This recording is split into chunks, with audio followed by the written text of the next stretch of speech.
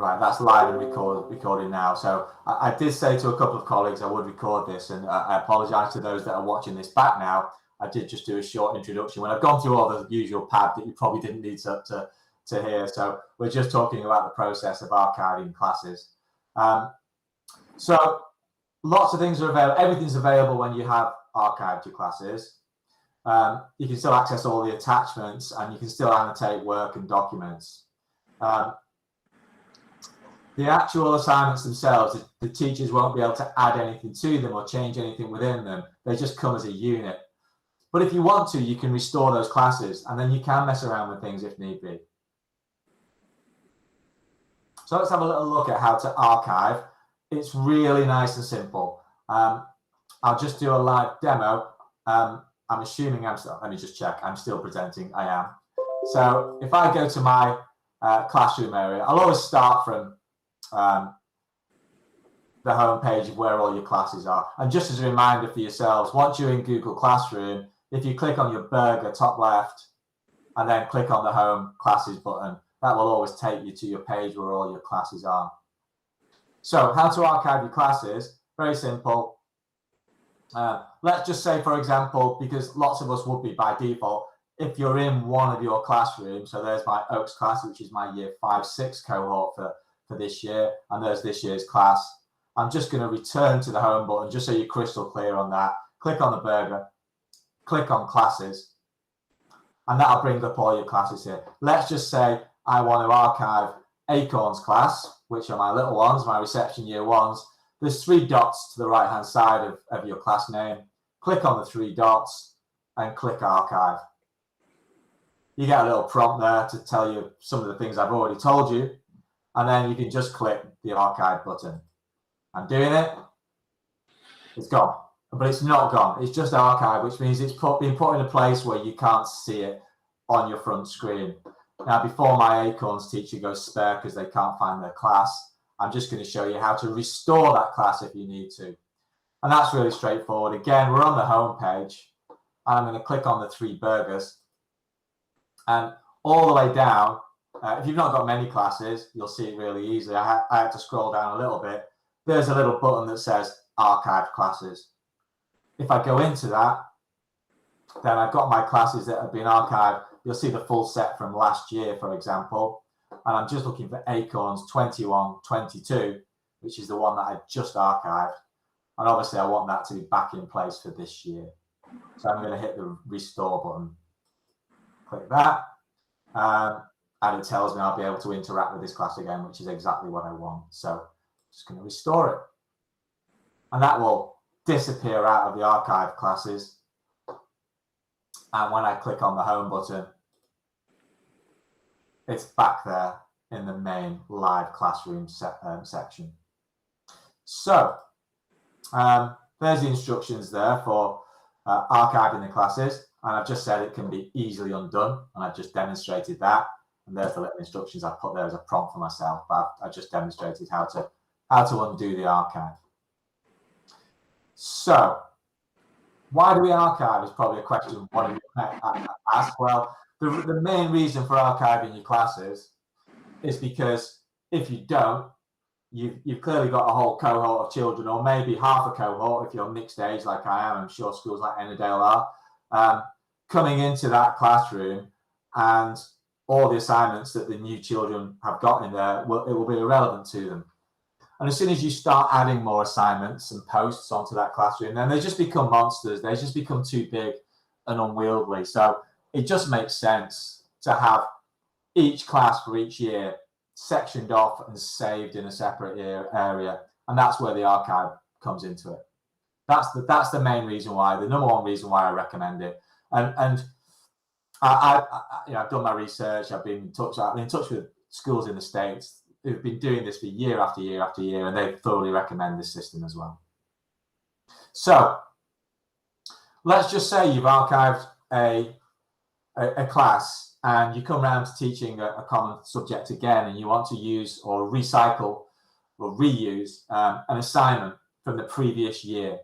Well, that's absolutely straightforward and easy to do. And the way that you would do that is to go back into the classes. And go into the class that you're currently working with. So let's say I teach in Oak's class at the moment. I teach a lot of writing. That's my thing, other than Google stuff. Some of you might know I'm Cumbria's Key Stage 2 lead writing moderator, and writing is my passion. So let's go into the class which we're in now. I'm going to go into classwork.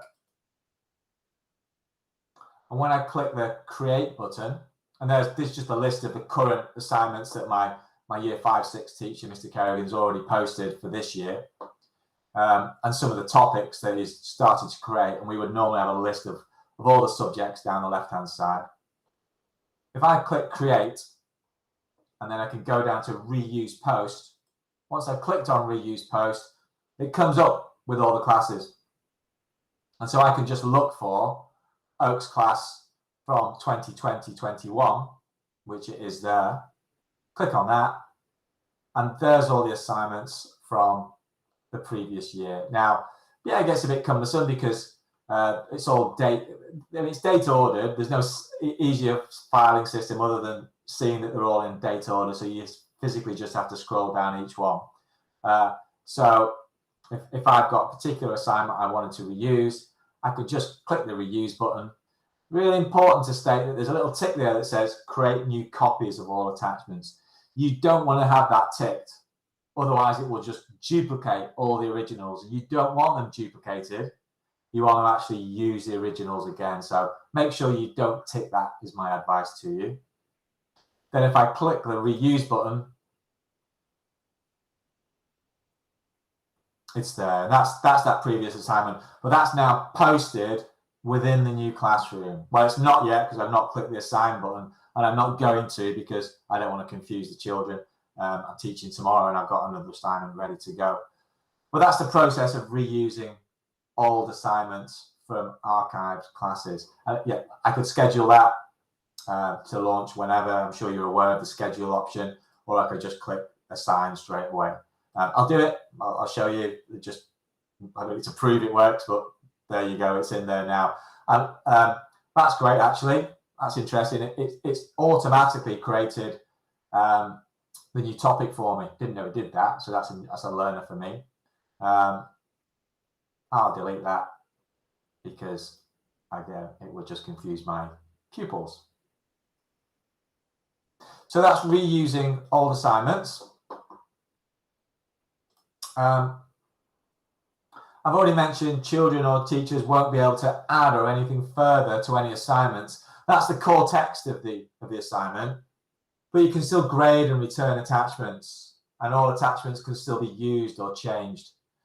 So a little look at that. If we go back into our burger and our archived classes, we'll go to Oak's class again because it's where all my assignments for last year are stored. And remember, we're in last year's class here. If I go into classwork, you can see how we organize our topics. And it gives you the restore option there as well, which we're not going to do. So I need to go to English writing. And I'll scroll down and I'll have a look at, there you go, it's just updating itself a little bit with all the attachments. Let's pick one out.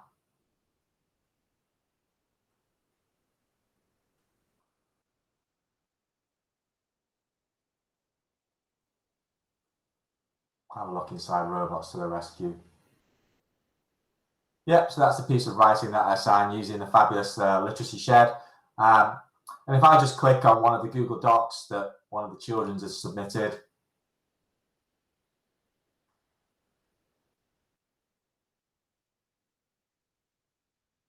just waiting for that to come up. So there you go, that's come up. It's got all my marking along the side of it, and all the interaction with the pupil. They've attached a copy of the little tick sheets that we used. And so just to prove it, if I wanted to, I could still go ahead, sounding a bit American there, and go ahead, I hate that phrase. I could still select a piece of text, click on the comment button, and comment away, etc., etc. I'll discount that because I don't need to pop that. And that's a year 6 that's left us, so she won't get that comment. So you can still interact with your assignments after they've been archived if you need to. Great. So let's have a look at the next slide. I've already gone over restoring classes. That's straightforward and easy to do if you need to do that.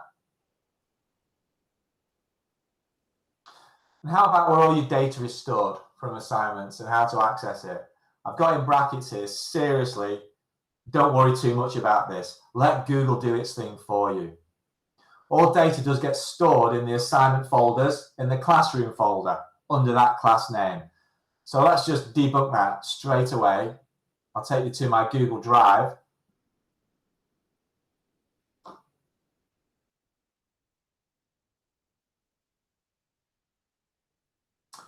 And that should look familiar to you. That's the front page of Google Drive.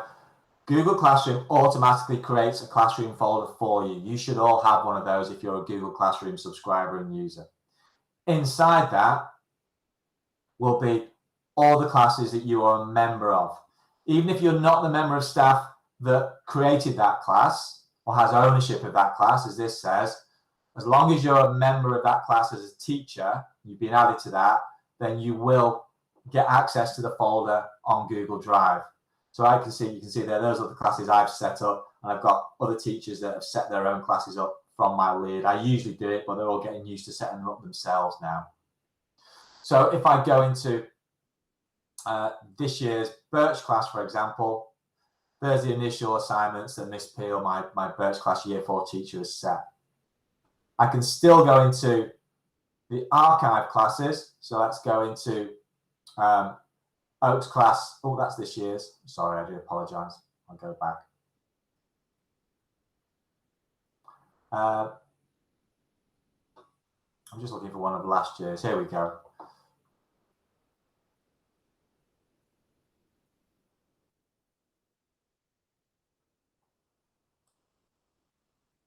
Yeah, I don't know why that's there.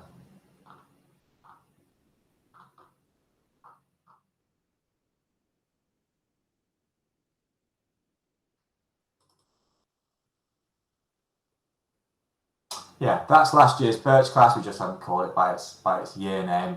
And as you can see, all the assignments are still there. They're all so they're all alpha ordered. It just happens that I've got numbers at the start of them. And again, all the attachments will be saved within there. But for your information, I never touch Google Drive when it comes to looking for work. I go through Google Classroom because, of course, all those attachments are attachments as I just showed you on the assignments. So if I go back to my original presentation, seriously, don't worry too much about this. What I would really stress is let Google Classroom store those folders in those classroom folders and don't touch them. As soon as you start moving anything around, it can find them. I don't know how it does it, but it doesn't put them back in place. I would definitely recommend you don't mess around with your Google Classroom Drive space. And I've pretty much summarized all the other bullet points on there just by what I've just said. So,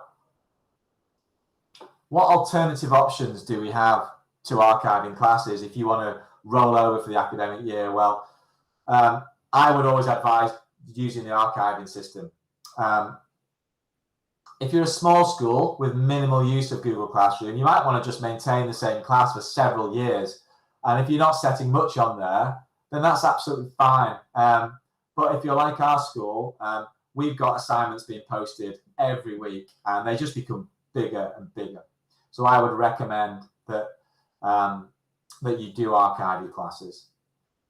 If you just stick with the same class year after year, you might want to just rename the class and allocate it to a different teacher. So say my Birch class last year, all those children move up into Oaks class, then you could just rename that class Oaks class. And then it would have all the assignments that they've done. But then that teacher, it's a different teacher, isn't it? And also you've got the big factor that in small schools in Cumbria, like myself and others, where I've only got half a cohort moving up because it's just 1 year group in a mixed age class. So that's why I advocate archiving your old classes. I guess what I've not done is showing you how to create a new class, which is pretty important, isn't it? If I go back to the home page of Google Classroom, just the same way as you can add a pupil, you've got the plus sign here. And if you click on the plus sign, you've got the join class option and the create class option. So if I choose create class, I could just call it something. I have a made up class that I call Ash class. Let's go 2021 to 2022. I don't need to bother with all the other subheadings because that's pretty much applies for secondary schools. And then click the create button.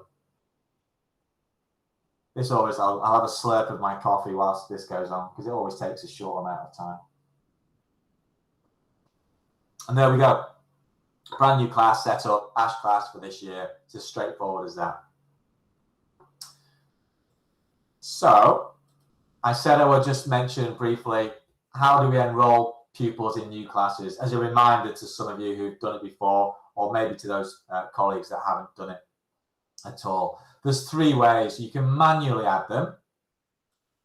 So from Google Classroom, if you click on people, sorry, from the class that you're working in, if you click on people, you can add teachers there. So if I want to add, I get one it finds. Usually once you've started adding teachers once or twice, it doesn't always find them straight away, but it will default to find the teacher as you start typing the name in. I'll send Emma an invite. She's kind of my second in command when it comes to Google. She's very good with lots of things. So that's the straightforward way of inviting a teacher. And obviously, you've only probably got 1 or 2 teachers you need to invite to a class. So I would recommend that's how you get the teachers on board. For students, though, the 3 ways that you can do it, click the plus button. You can type them in individually. So again, there's a default into some of the children in my school. I can, I don't know why it's not picked up.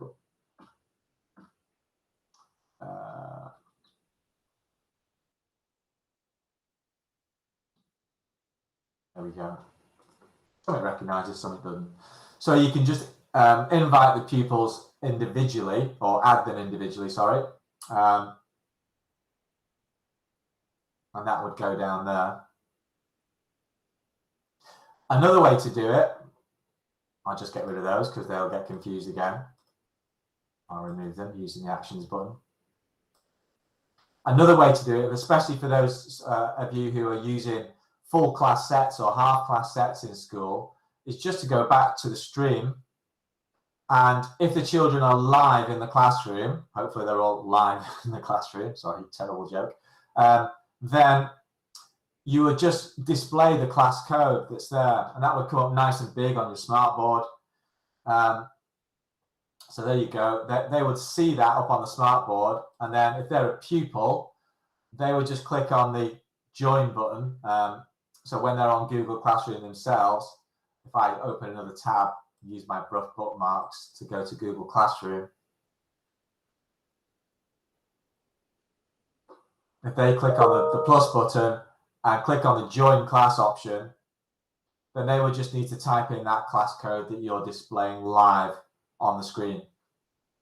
And that would automatically enroll them into that class once they'd submitted that class code. So that's really straightforward to do. The other slightly longer way of sorting things, just check that message.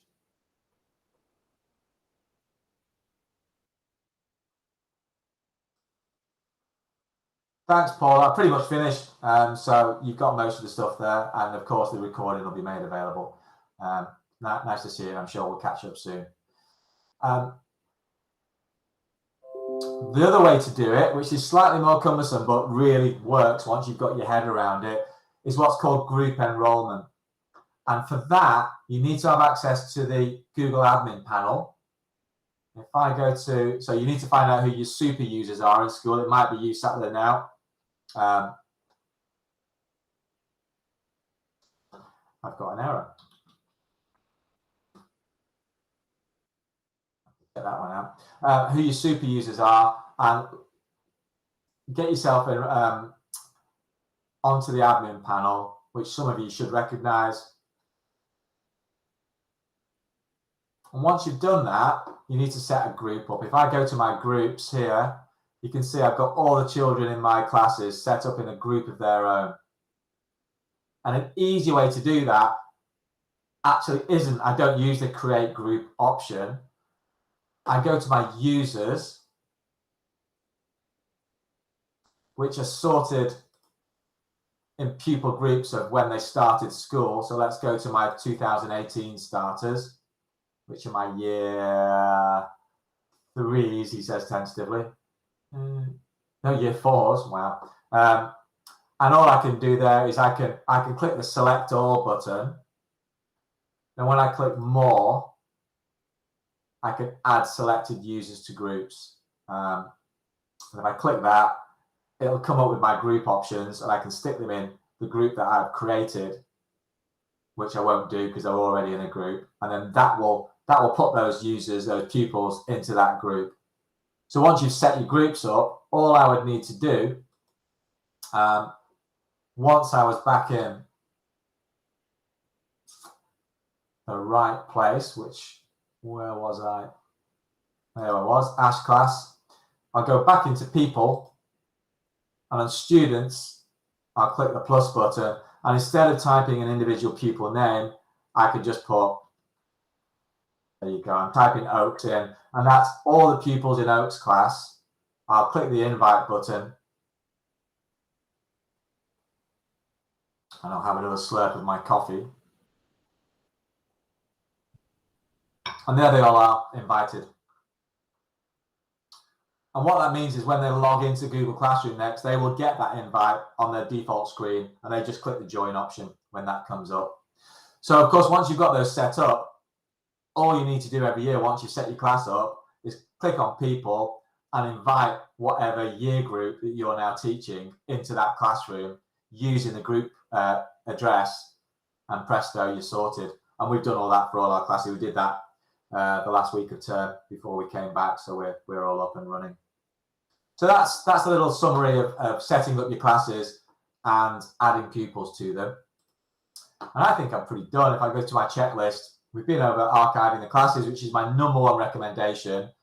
We looked at setting up new classes and adding pupils to them, where all your data is stored. And I thoroughly recommend that you don't mess around with Google Drive where that data is stored. Just let it be archived where it likes to be, and let it be stored where it currently is.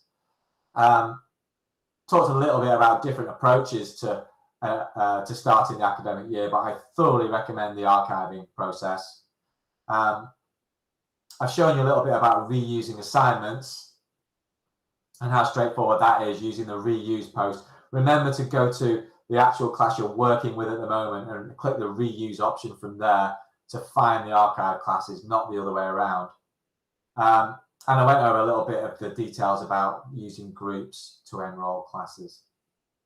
So at this point, I'm going to flag that up and see if there's any questions on what I presented. I'll stop sharing just for a second and see if that ties in what your expectations were for the session, and whether there's any questions from that.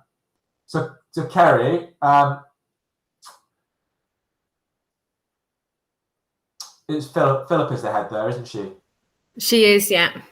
So when I worked with her, I think she might well have been a super user. I'd go to Philippa and ask who the super user is, and how you would then get set up as a super user and get access to the admin panel.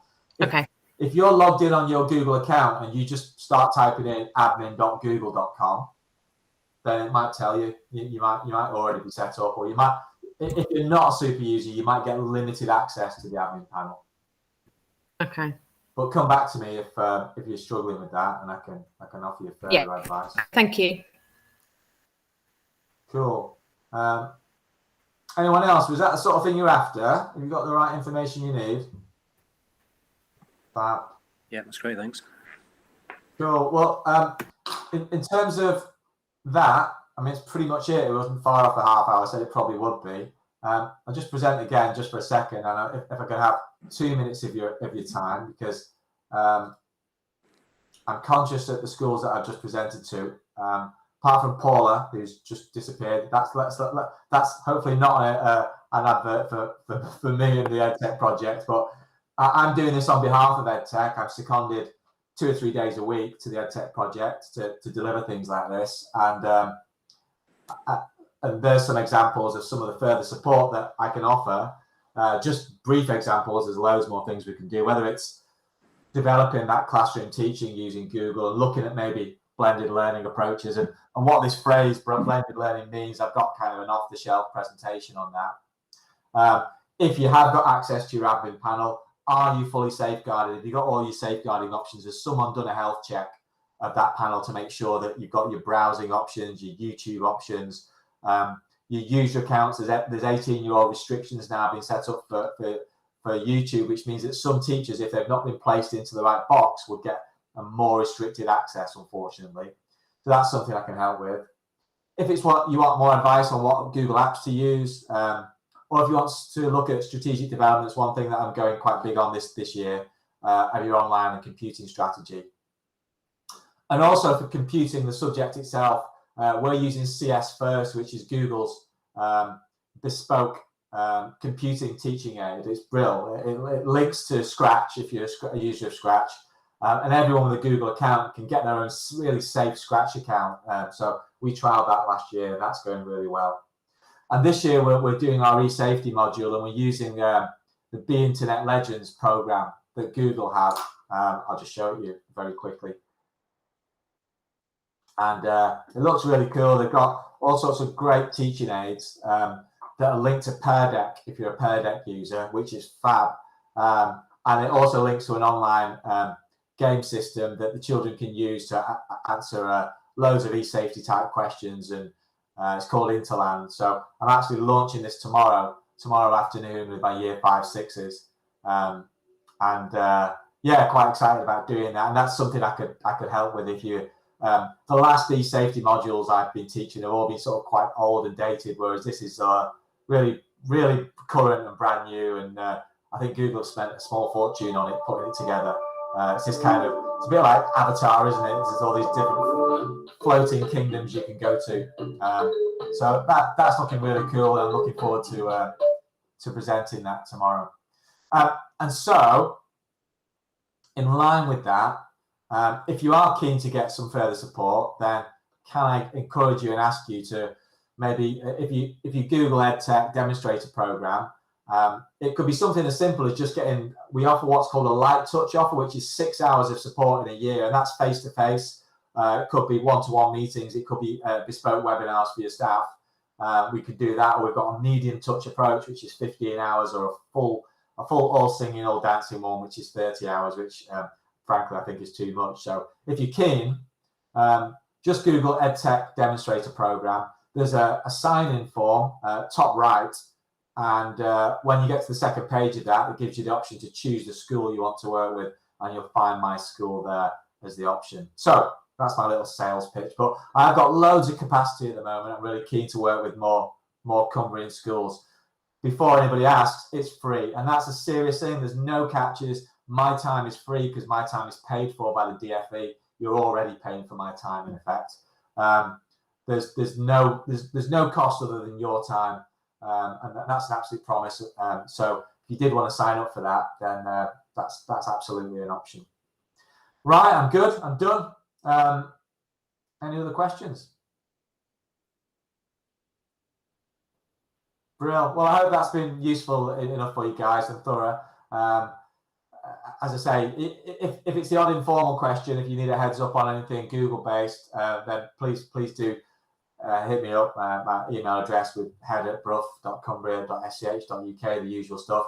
But if we're all happy, thanks for coming along, and have a good afternoon. Thank you very much. Thanks a lot. It's great. Thanks, guys. Thank you. Thank you very much.